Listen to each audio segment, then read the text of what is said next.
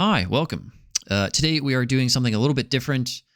I recorded myself doing a practice session the other day where I worked on hitting some fades and wanted to simulate some pressure. First, I'll explain though why the video and the audio don't match up, and that's because I was explaining it as I was doing it, and then after I watched the video, I realized I sounded like an absolute moron, and I just thought I wouldn't subject you guys to that. So instead, you get me here at home on the better mic anyway, so you're welcome for that. And as for the practice session itself, I created pressure a couple ways. One, I set a timer for 5 minutes, so I had to figure out the kind of exact details of my fade in that 5 minutes, and at the end, I kind of like hit the shot that I wanted to see to test whether everything would kind of hold up under pressure of the time limit. And then also in the beginning here, I spent some time biasing myself even more into draw technique. So to explain that, my normal tendency is to hit a draw, but it's a fairly neutral draw. So going from that to hitting a fade is still a challenge, but less of a challenge, I thought, than if I spent the first couple minutes trying to hit the biggest draws I possibly could. And so that's why you're seeing big hooks like that in a video where I'm trying to work on hitting a fade. Just another way to try and stress test my ability to then step up and work through my fade mechanics. So now I'll hand you guys back to the video. Right faces extremely left. And so now we've got to step up. I've got 3 minutes to kind of get myself into a good fade. Eventually, I would love to be able to do this pretty much on command. But we know this is going to take a little bit of work, especially after we kind of took ourselves as far away from this as we did. I'm going to focus really hard on the exit. I actually have an external cue here built in, so I'm going to be focused on the club head kind of exiting more to the inside of this yoga block to help me get away from wanting the path to go there. Very helpful cue for me to visualize where that is in space. So pretty close. That can be edited a little bit. It's also not super flowy. I'm not moving my body super aggressively because I'm more focused on other parameters. But a good start, actually. Very, very good start. So we love to get that down and have the club head speed a touch faster while we're doing it. So again, focusing on the exit, trying to get around, keep the face a hair open.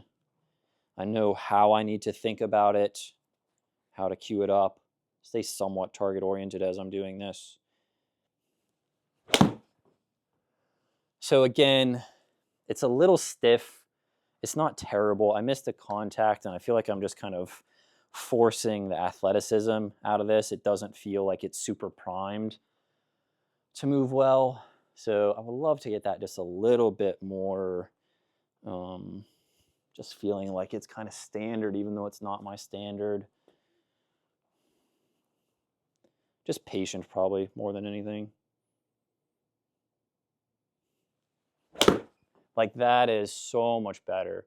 The only problem there is I think that's a touch exaggerated. Like, it's a little too sweepy for what I'm looking for. I wouldn't want to lose a ton in terms of distance to be able to do that. But the size of that fade's really not too aggressively bad. I would love for it to just be a little flatter instead of so kind of poochy and high. So I've got 1 minute. It's probably about 2 swings to work through something that feels a tiny bit more over here without getting too deep in the mat. That's pretty close. It's weird because when you start to add the forward shaft lean, obviously the face is going to want to be a tiny bit more open. So that's pretty close though. Like, if I had to do that, if the emphasis was more on keeping the trajectory and the fade, I could just aim left. But again, the face is a little bit too open there, so it's still got a little high. Last shot. Let's make it a good one.